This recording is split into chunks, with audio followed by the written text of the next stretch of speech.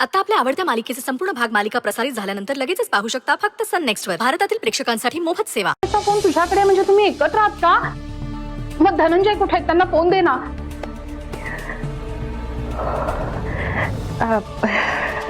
घाबरू नका, ते इथेच जवळ आहेत. ते जरा बिझी आहेत. अगं बिझी काय ग सुंदरी? अगं त्यांना सांग ते बिझी असले ना तरी जरा घरी फोन करत जा मध्ये मध्ये म्हणाव. घरच्यांना काळजी वाटत राहते ग. ख्याली खुशाली कळवावी आपली.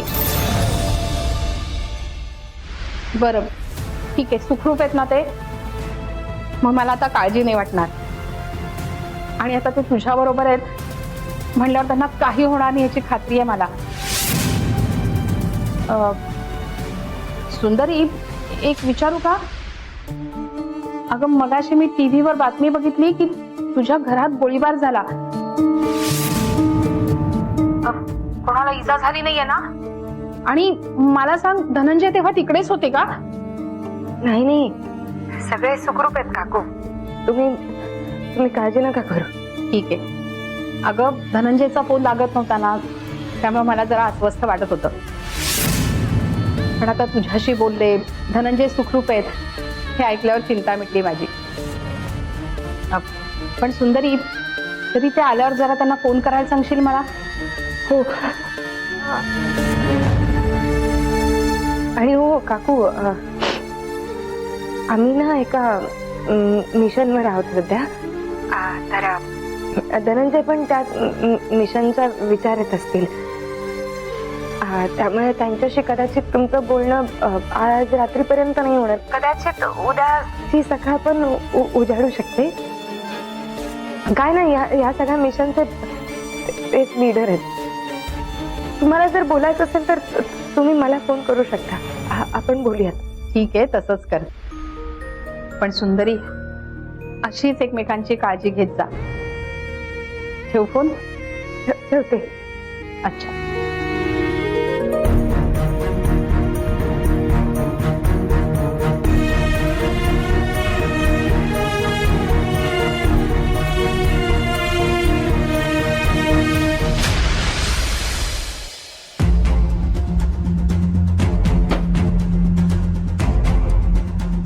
धनंजय पेशंटच्या नातेवाईकांपैकी कोणी आलंय का? हो, आम्हीच आहोत सगळे. हा कॉन्सेंट फॉर्म भरायचा आहे, म्हणजे इन केस पेशंटला काही झालं तर. बस कळलं. हो.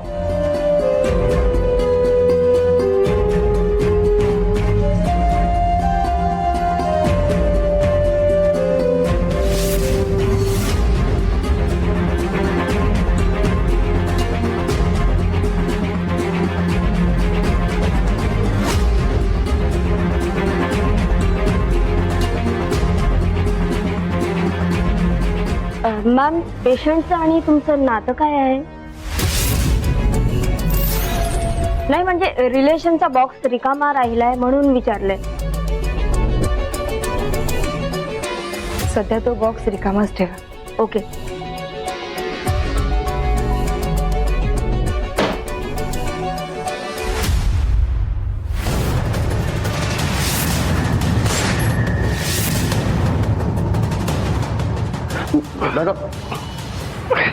दादा काय वाटतं? म्हणजे हॉस्पिटलमध्ये तरी आणते म्हणायचं. बरं वाटतंय ना दादा? काळजी वाटत होती हो, तुम्हाला शुद्धच येत नव्हती. मी साहेबला कळून येतो. नाही, काय गरज नाही त्या सौदामिनीला सांगायची. सूर्या दादा साहेबला सौदामिनी म्हणाला. बापरे, डेंजर आहे.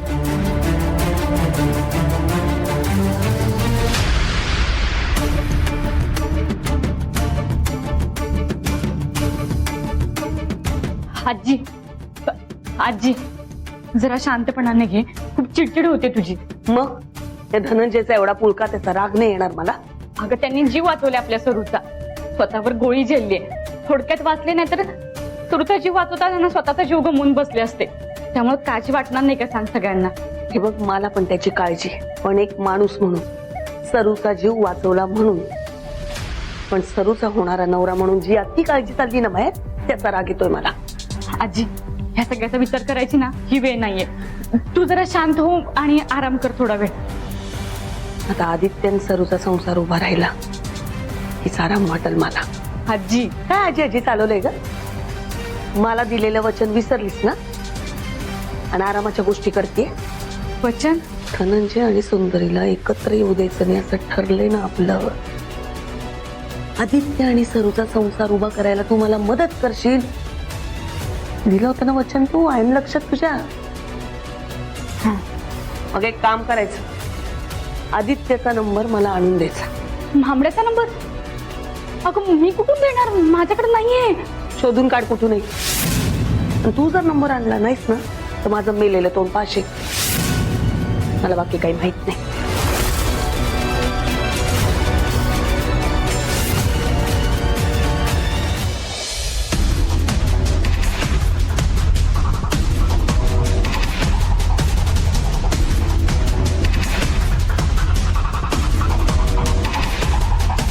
ते शेवटी साहेबाला अटक झालीच.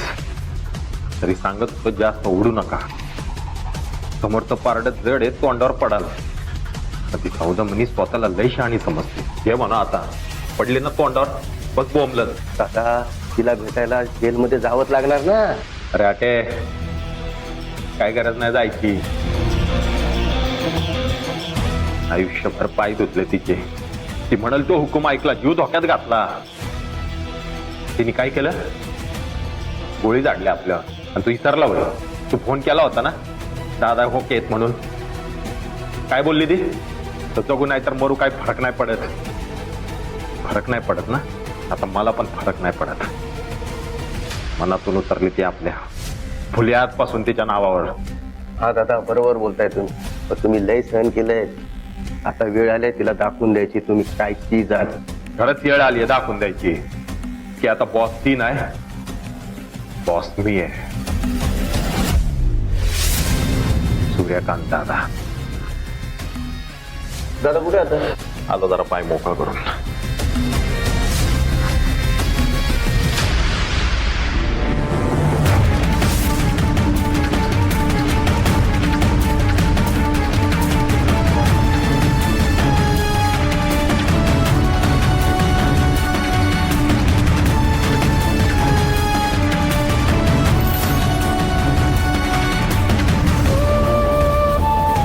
सुंदरी इथं?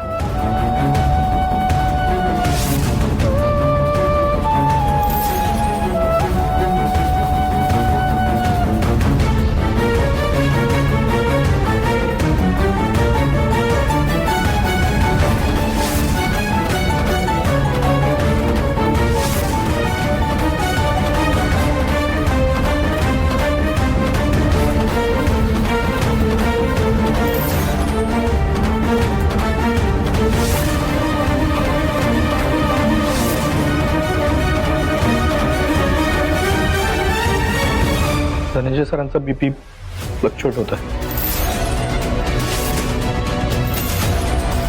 काय? खूप ब्लड लॉस झालाय. पुढचे 24 तास खूप क्रिटिकल आहेत. आणि जर त्यांना शुद्ध आली नाही तर? शुद्ध आली नाही तर काय भाऊजी? तर झालेल्या ब्लड लॉसमुळे कदाचित ते कोमात जाऊ शकतात.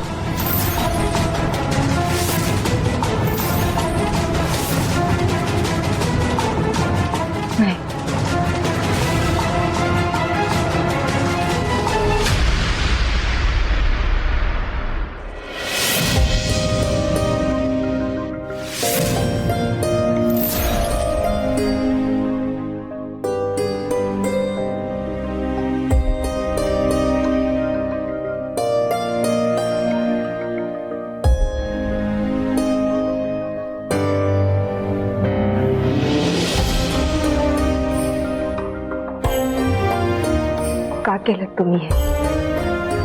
ओढ लागते मी तुमची. बाहेर ते बसलेले डॉक्टर म्हणतात की तुम्ही कोमामध्ये जाणार. कोमात? अहो मी आईना काय उत्तर देऊ? त्या बारक्या आरोला काय उत्तर देऊ? मी काय सांगू त्यांना? त्यांच्या धनंजयला काय झालंय सांगू? काय उत्तर देऊ मी त्यांना? का केलं तुम्ही? कोण आहे मी तुमची? लागली असती मला काही, झालं असतं माझं काही, मेले असते मी, चाललं असतं, पण तुम्ही स्वतःवरती का घेतलं? का आलात मध्ये? काय गरज होती या सगळ्याची? काय गरज होती एवढ्या आपुलकीची? तुम्हाला माहित नाहीये तुम्ही माझं केवढं मोठं नुकसान केलंय, खूप मोठं.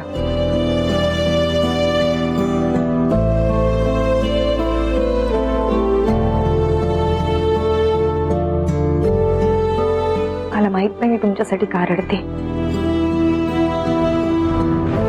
का माझ्या डोळ्यात पाणी येतं.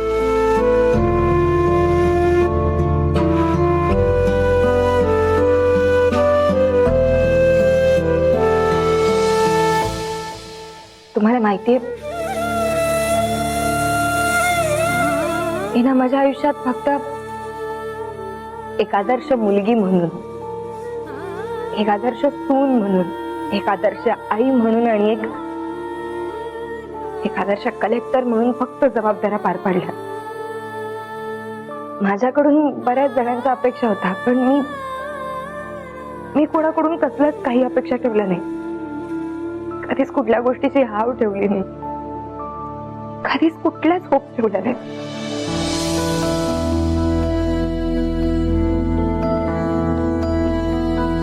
पण तुम्ही आल्यानंतर सगळंच बदललं. एक बाई म्हणून ज्या अपेक्षा असतात त्या अपेक्षा फुलायला लागल्या. तुम्हाला मी जेव्हा पहिल्यांदा भेटले त्यावेळी मला माहिती होतं तुम्ही दारुडे आहात, तुम्ही दंगेखोर आहात, तुम्ही वाईट आहात. मला कुठेतरी तुमच्याबद्दल काहीतरी वाटायला लागलं होतंच ना. मी मुद्दाम तुमच्यासोबत भांडायचे, तुमच्यावर रागवायचे, तुम्ही समोर आले की चिडचिड करायचे. पण मला वाटायचं की तुम्ही माझ्या डोळ्यासमोर राहावं, तुम्हाला पाहावं, कारण मला तुमच्याबद्दल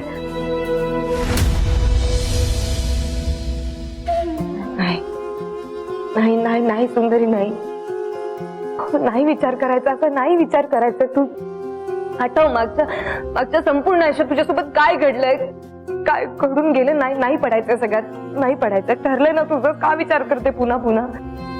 कित्येकदा मनात आल्यानंतर सुद्धा टाळलंयस ना तू. ते समोर दिसल्यावरती बोलली नाहीस, गप्पा बसलीस. मग आता का बोलतेस तू? का बोलतेस सुंदरी? काय केलंय हो तुम्ही? काय केलंय माझ्यासोबत? मला खरंच कळत नाही. का माझ्या साथीला उभं राहिला, का मला साथ दिली, का माझा आधार झाला, का सतत सोबत राहिला, का मला स्वप्न दाखवली तुम्ही, का केलं तसं?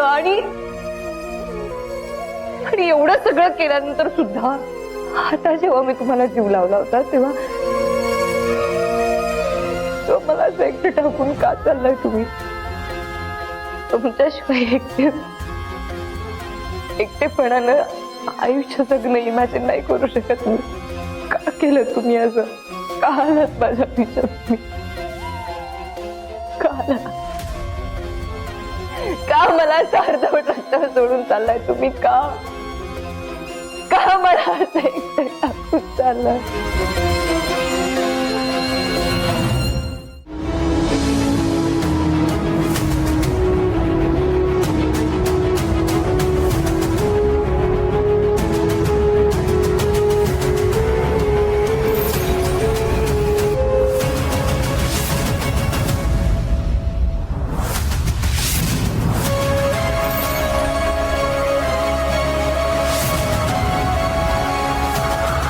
मी तुम्हाला कधीच एकटं राहू देणार नाही,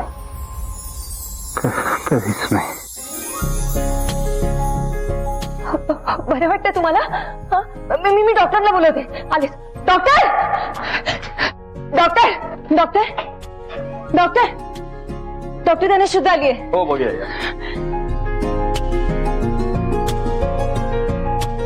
अरे वा, गुड मॉर्निंग सर. पेशंट शुद्धीवर आलाय म्हणजे धोका टळलाय.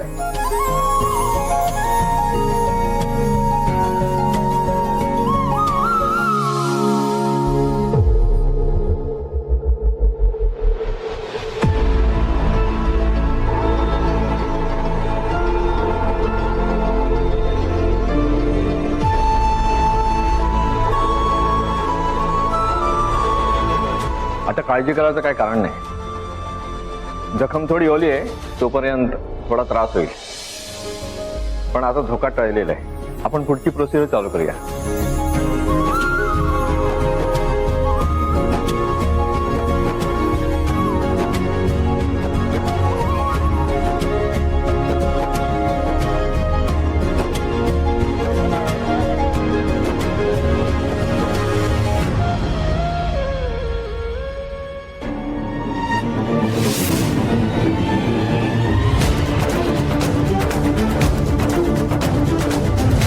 Amit, yes ma'am.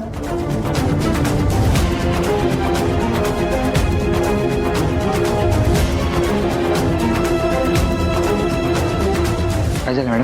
सांगते. चल.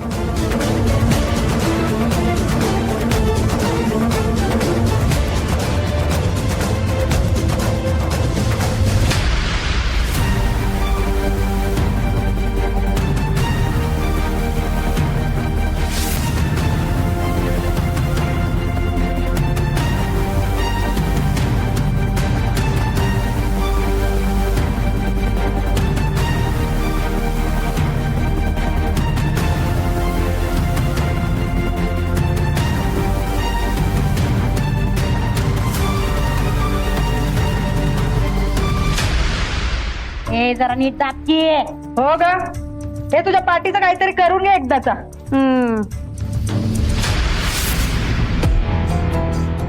जरा वरती वरती हळू हळू.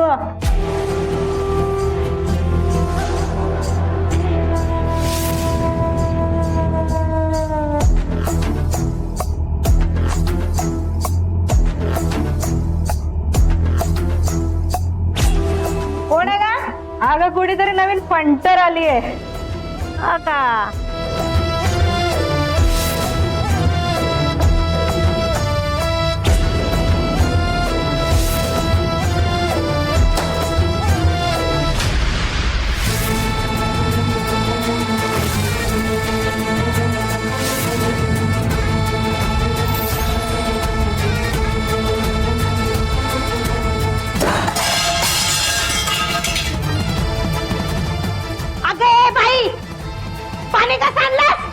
अगं साहेब आहे साहेब. मग मी काय करू साहेब काय ते. मला जे दोघ जण वाटले होते तेही नाही. म्हणजे नक्की कोण असायला हवं होतं मॅम? मला कदाचित तो असो माझा भास असेल. एनिवेज, तुम्ही इथे थांबा. इथं काही लागलं केलं तर इथे लक्ष द्या. Yes ma'am. मी घरी जाते आणि धनंजयसाठी डबा बनवून आणते. आणि मॅम तुम्ही सुद्धा आराम करा. हो, आणि कृष्णा भाऊजी आहेत हा, जर कोणाची मदत लागली तर फक्त नीट लक्ष ठेवा. Yes ma'am. आले मी.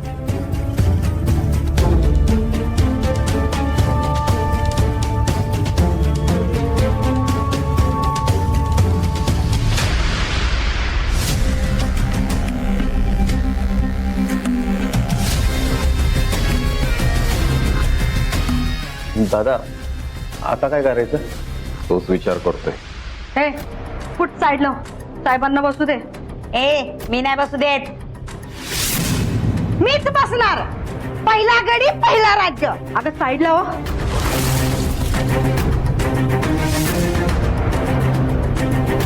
या ना, या साहेब बसा ना. साहेब रागू नका. अहो ती नवीन आहे. बोला ना, काय सेवा करू?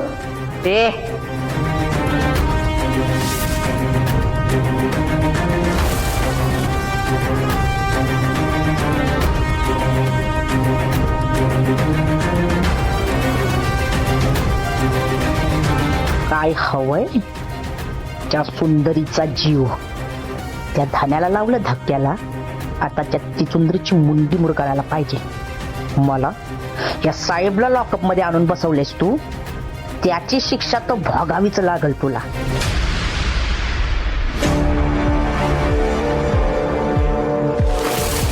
साहेब, बोल. वकिलांना बोलवलंय, येईन थोड्या वेळात. पण एक वाईट बातमी आहे. मला इथं लॉकअप मध्ये आणून ठेवलंय, याच्यापेक्षा वाईट बातमी काय असू शकते?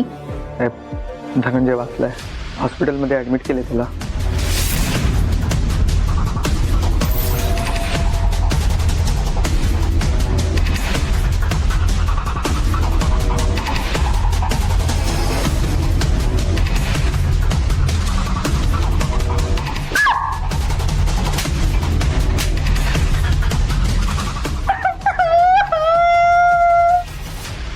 माझ्या समोर नजर खाली ठेवायची हा, माज नाही दाखवायचा.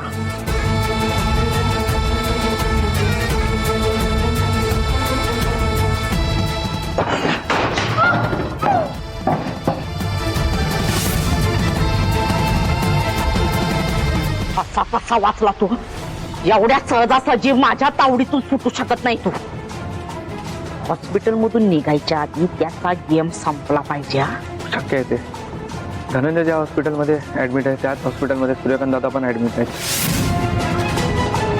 तू जा, मी बघते. हो साहेब.